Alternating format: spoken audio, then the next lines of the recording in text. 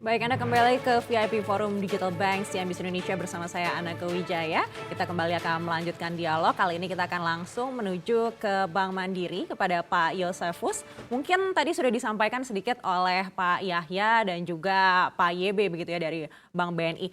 Tapi kalau dari Bank Mandiri sendiri, boleh tahu Pak sedikit berapa sih capex yang disiapkan mungkin untuk membangun ekosistem digital di Bank Mandiri?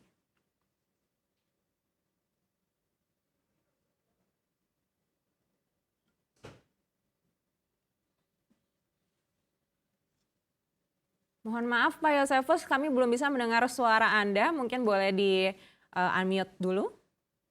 Oke, baik Mbak Eneke.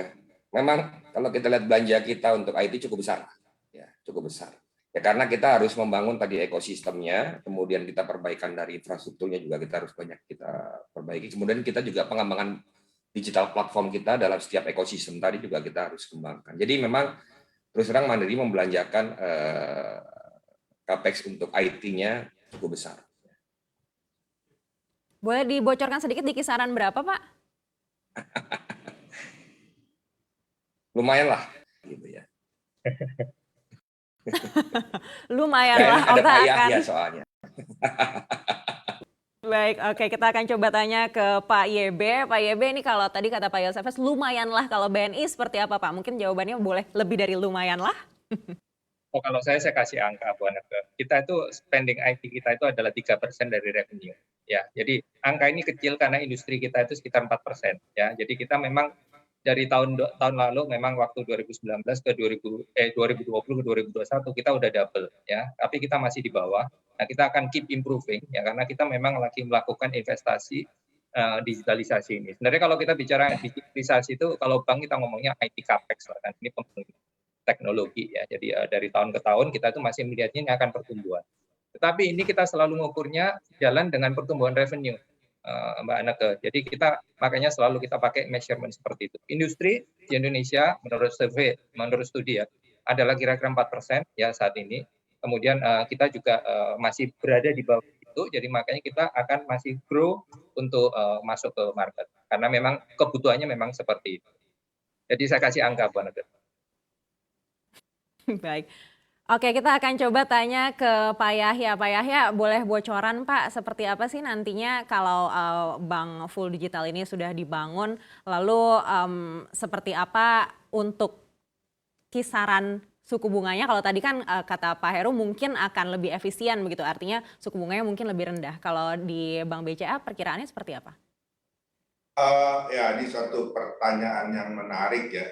Seperti Anda sedang ke danau, terus disuruh mancing, lalu ada tebak ikannya yang keluar, ikan mujair, apa ikan tongkol, apa ikan yang gede sekali gitu ya. Jadi jujur aja, ini is a new market ya. Kita harus hidup dalam suatu area yang balancing ya. Karena kita tahu di sana sudah ada peer-to-peer lending yang biasanya bunganya tinggi sekali ya. Bahkan bisa di atas 30, 50, 70% saya dengar ya. Nah, kita harus hidup, kalau sekarang di perbankan kan nggak mungkin begitu. Diharapkan single digit atau over dikit dari single digit. Nah, saya kira ya ketemunya di tengah lah kira-kira ya antara yang dua ekstrim tadi, tapi tentunya kita harus juga mengikuti petunjuk dari OJK nanti bagaimana mereka melihat.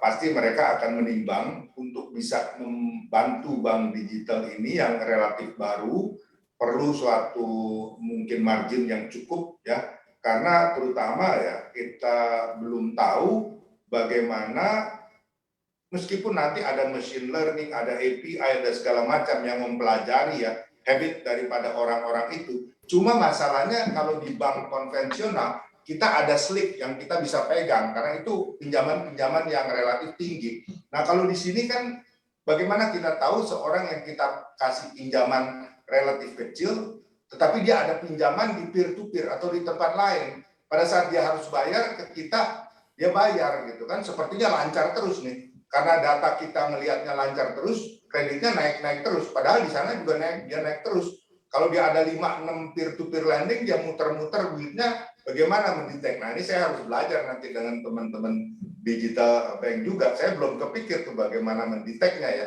Ya bisa aja kita lihat dari gaya hidup segala macam ya dari berbagai sosial media kita adapt ya.